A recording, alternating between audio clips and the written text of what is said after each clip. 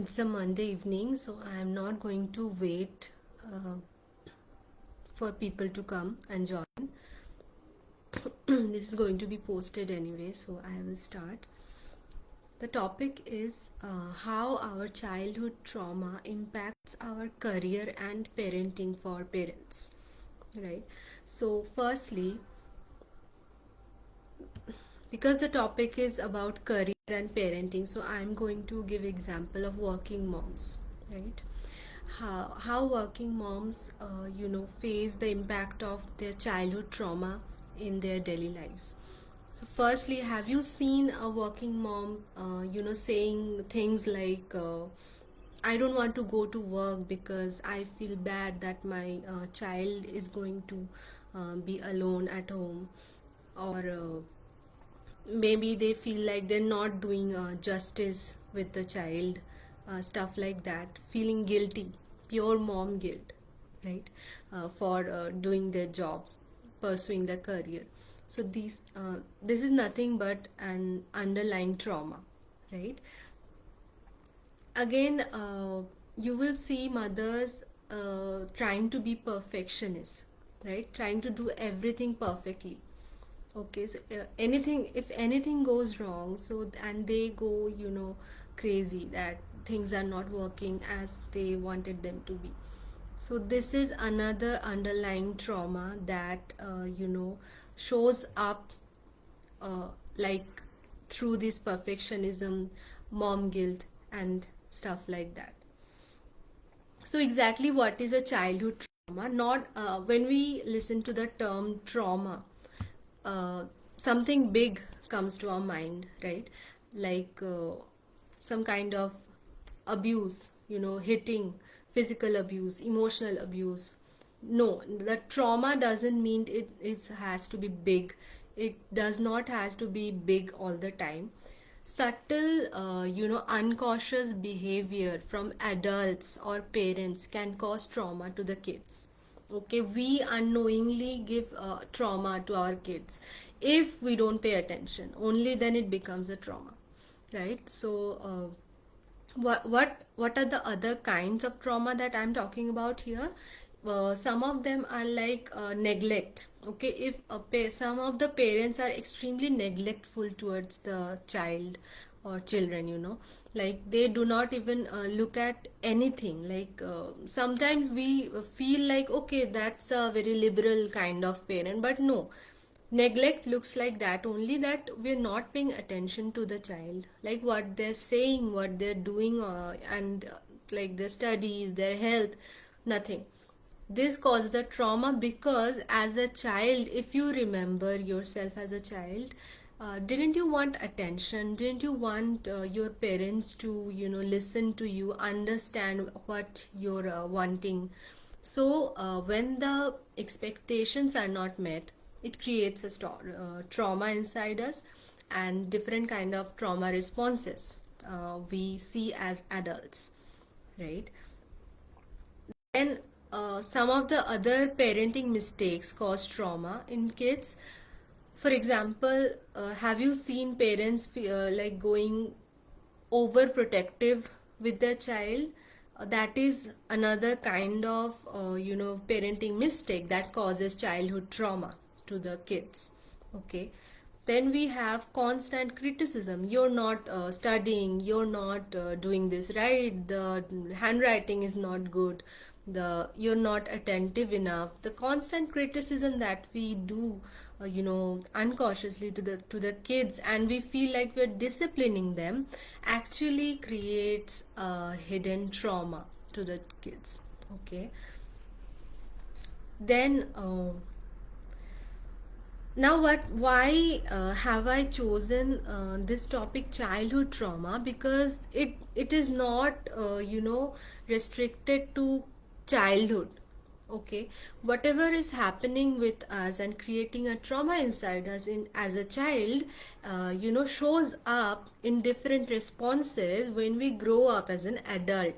Okay, so it's basically shaping our behavior and shaping our adulthood. So it is very much important and needs to be paid attention to. Okay, So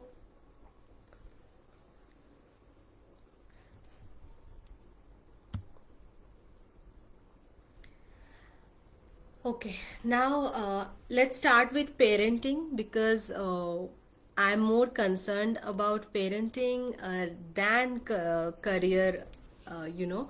So I'll start with parenting. What are some of the mistakes, parenting mistakes, that cause childhood trauma?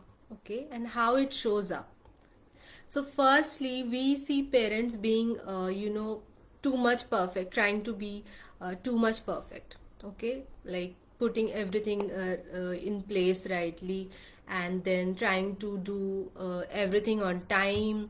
And if something goes wrong, they go crazy. So, that is perfectionism. But this is a trauma response. How? Because if as a kid that parent was like constantly criticized for doing wrong things, sometimes we do this mistake with our kids, right? You're not doing it right, and we continue it, we start bashing them so badly that we don't understand how it's affecting their mind. So perfectionism is a trauma response, to be very clear. Okay, so if you see a parent, not a parent, any adult being very perfect, trying to be extremely perfect, and getting anxious if they're not doing things right, you'll understand that they have a hidden underlying trauma. Okay, then we have over controlling parents, trying to control everything about the kid and not giving them space to, think, or try to do things on their own. That is again a type of trauma response they're carrying from their childhood and showing up through their parenting. Okay, then we have some parents who, overreact. Okay, so in small things we see parents getting triggered, right? A child does, maybe a child is not putting their shoes or their books at the right place, or creating a mess a little bit, and they trigger and burst in anger and shout and all. And after that, I sometimes it's instant, and then, or after some time, they feel guilty, right? They feel bad that they behaved so badly with the child.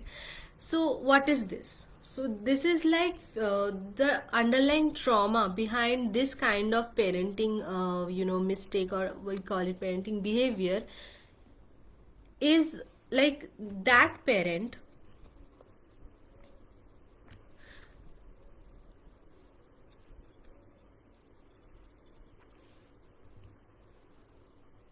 Yes, that parent is actually repeating a toxic behavior of their parent and how they felt. Okay, sometimes what happens, we see that people who are in authority, are they are in power, they're constantly, putting us down and controlling us, and it creates stress in our mind. And when we grow up as a parent, then we have the power, so we do it on our child, right? That, like, I am in the power now, and I will do exactly what happened with me. Our mind is like, it tends to repeat the toxic patterns more than the positive ones. It does repeat the positive pattern, but mostly it repeats the toxic pattern. So we need to be very careful. Then we have difficulty in boundary setting. So the parents who are being over controlling or overprotective with the child, the kids grow up as adults who do not know how to set boundaries, how to say no, right?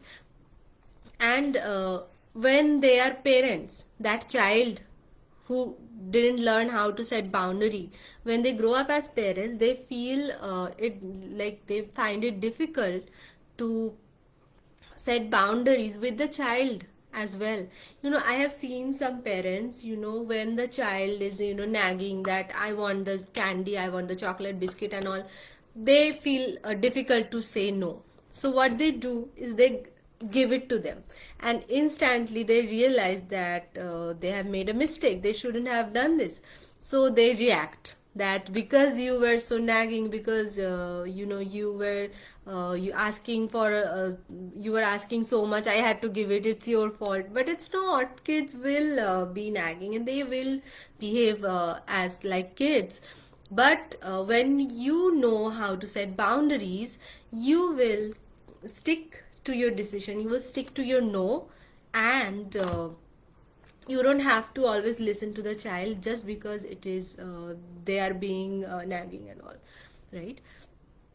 Then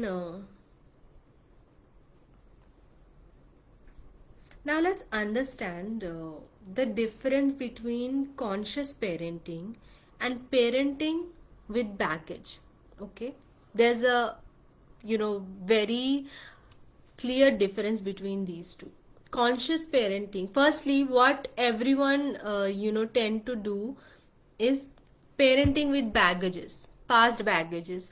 What are the baggages? The baggages are not necessarily always the experiences. It's sometimes these experiences shape our thought pattern. Those are also baggages, some limiting beliefs. Okay, some limiting belief. For example, if I believe that if I don't always be good to everyone, everyone is going to hate me. This is a limiting belief. This is not something that actually happens, but I believe, and it is limiting my potential, right? It is limiting myself. So this is a limiting belief. And when I'm parenting with these toxic thought patterns, my parenting is full of mistakes, right? And what is a conscious parenting is my behaviors, my actions are very mindful. I know what impact my words or my actions have on my child. Even if I am not able to control myself, even if I am not able to check my behavior or action, I should be knowing what effects it has on my child. Right? That is conscious parenting. Because when you're conscious about the effects of your words and actions, somewhere you will check them, you check your behavior, you check your words. Okay, so that is why you need to be conscious. Okay, what is the solution? So you it's very clear that how destructive parenting with baggage is, right? When you have a lot of baggage of limiting beliefs, past traumas, an wounded inner child, and when you're becoming a parent, when you're becoming a working person, be your mother or any kind of working adult, you're going to a workplace where you're interacting with other people with their baggages, and it's creating a mess. So I hope you understand how important it is to heal these traumas right now. And you to become a cycle breaker, we need to stop doing surface work. Okay, today I'm feeling very stressed, I'm feeling very burnt out, so I'm doing a little bit of meditation, I'm doing a little bit of indulgent activities like scrolling reels, and feeling good after that. But those are what surface level work. Okay, those are working for a smaller period of time, and after a while you will start being burnt out one more time again, right? The cycle will keep going on. So instead of surface level work, what you need to do is go deeper into the root of the problem, which is the inner wounds. Okay, so you need to heal those inner wounds. So, as I mentioned in my stories recently, that I'm going through a healing session. So, I'm going to do a separate live on the healing session, because two more sessions are left, and I'm so excited to finally completing this session, because I was waiting for this for a long time. So after it's done, I will be doing another live to share the entire journey So it is so interesting. But why I'm mentioning this right now, I have discovered so many unheard, unattended traumas inside me. So many of the limiting beliefs inside me that was causing problems in my, work life, in my parenting. And I cannot tell you how effective it is. Healing is not popular in our, in our society as of now, but very soon, at least I'm seeing millennials paying attention to their healing, and I hope soon others will too. People from older generation will start seeing it effective as well. But anyway, it is extremely, extremely effective for me right now. Now I'll start with what are the effects of childhood trauma in career. Okay, so not for working moms only, anyone who are into profession, any kind of corporate profession, or maybe your online business owner, whatever you are, you will see some sort of disturbance due to your childhood trauma, past baggages. Okay, firstly, imposter syndrome. Okay, what is that? Imposter syndrome is whenever you're trying to do something, you feel like you're not good enough.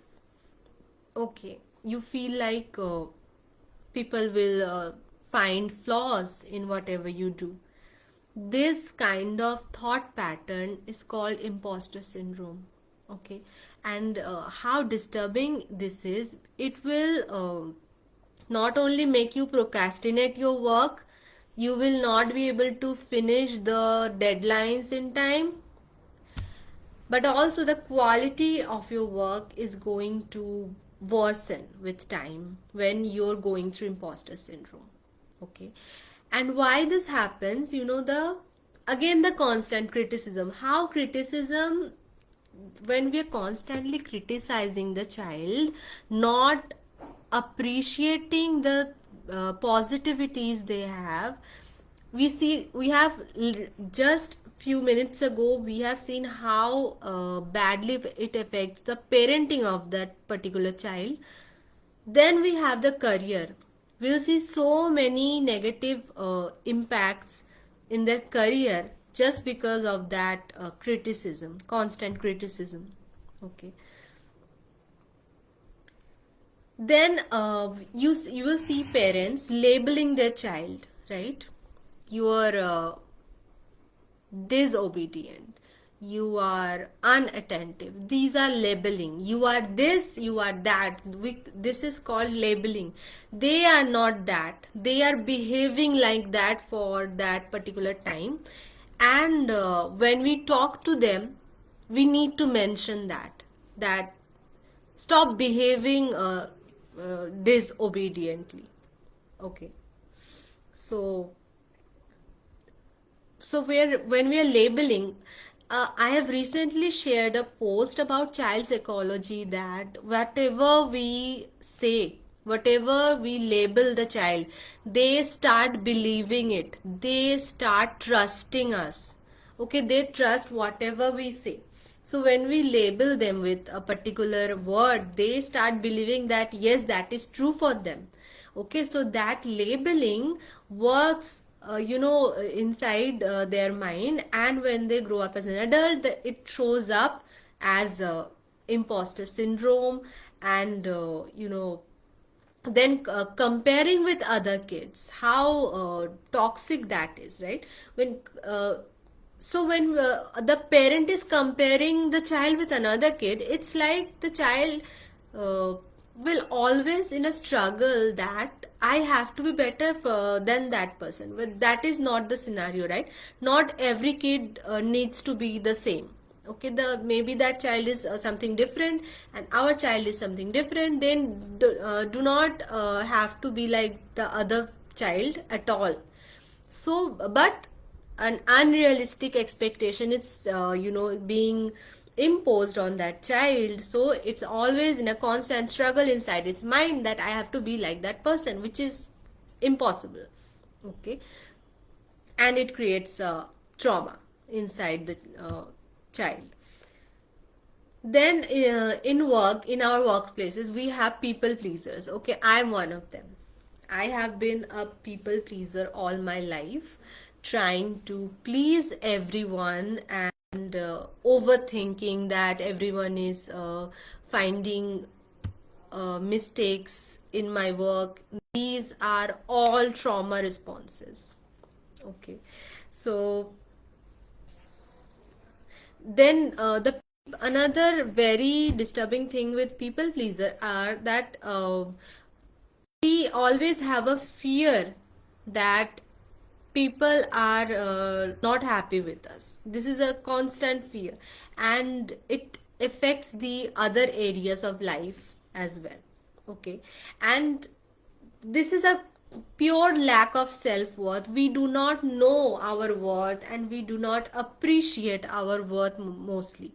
And what happens when you're into a professional life, when you do not have enough self-worth, that will lead to burnout for yourself and exploitation, because very soon people will understand that this person is trying to please me all the time, the people in authority, and they will start exploiting you, right? So not only very toxic for yourself, but also for other relations. When they understand that this person is not very confident, you are bound to be exploited, right? Another very very important aspect of carrying trauma baggages with you in your career is money blockage. Okay, some of us are grown in a middle class family, and we have seen scarcity of money while growing up. So it is causing a money blockage in our mind. What kind of money blockage? It's like we feel guilty about money. When we think about money, we think about earning a particular amount of money. After a while, it makes us feel like, okay, that's too much. I cannot earn that much. And then we feel guilty that, okay, I'm thinking about money, so am I being greedy? But when the money blockage is clear within you, you will start understanding money is an energy. Okay, money is not there to stay with you all your life, but money is something that you need to fulfill the experiences that you want in your life. So money is not about you feeling greedy. Okay, it's like an energy exchange. You are doing some, you are sharing your energy somewhere, and as an exchange you're getting the money, right? So when money blockage is clear, this is going to be your new thought pattern, which is going to be very fruitful for your career and your professional life, right? Okay, so I have mentioned some of the very big problems as an impact of your childhood trauma in your parenting, for parents and career for any kind of professionals. And what are some action items that you can do to heal these trauma blockages? Firstly, before healing or before solving some kind of problem, first thing you need to do is reflection. Okay, sit in a quiet place and reflect. Start noting down the triggers you have, because you cannot work on random things, right? So you have to find the exact problems that are currently happening with you. So find the triggers, and